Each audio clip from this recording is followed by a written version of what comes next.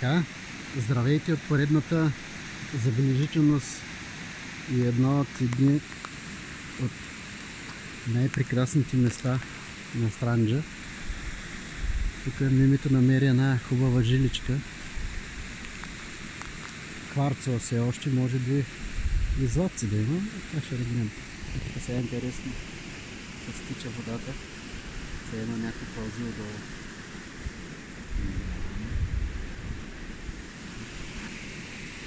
Игра на водата. Пълзи надолу.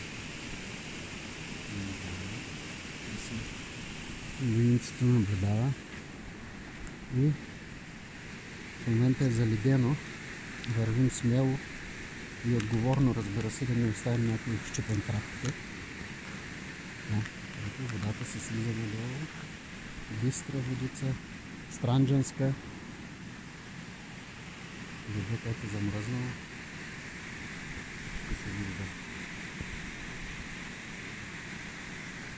скалите.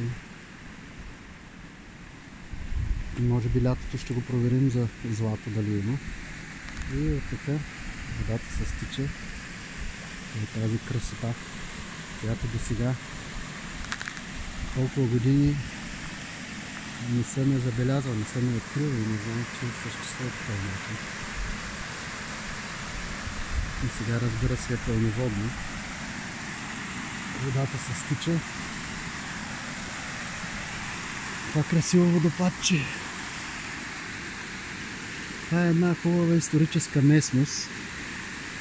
Тук наблизо се е намирала Стара Визица. Историята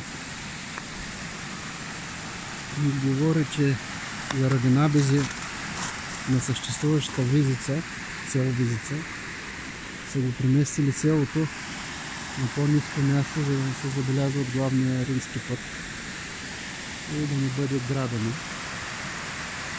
Този водопад се намира съвсем близо до Стара Визица. И така, тук се е спускала преди водата. И тук пътя на реката е минала там, се е спускала. А сега вече се спуска през ново място.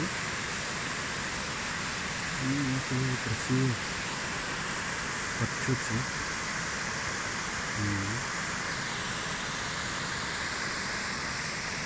Мимето отгоре. Миме, кажи здравей!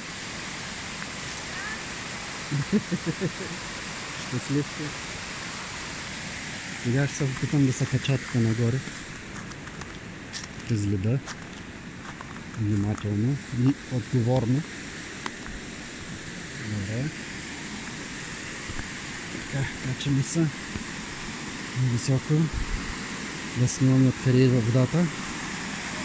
Но самия факт, че ми е интересно как върви едната вода, откъде идва.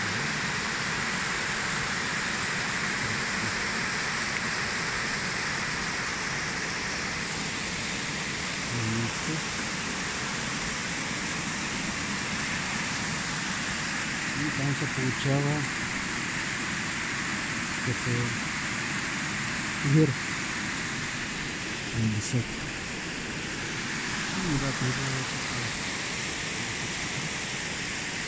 Където е мимето.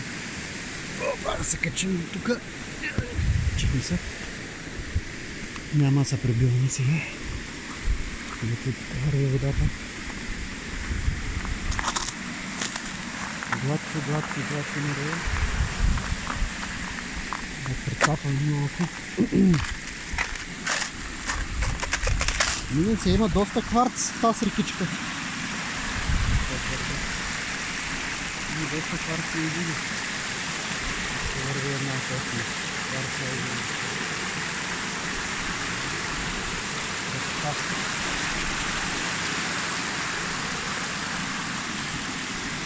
Дървото се е откоренило здраво в скалата. Миницата търси злато.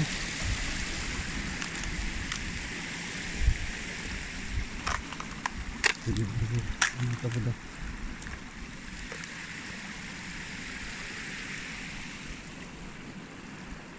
Да. Добре, за сега е това. Ще снимаме още красоти необятни. Нашата странджа планина. Чао!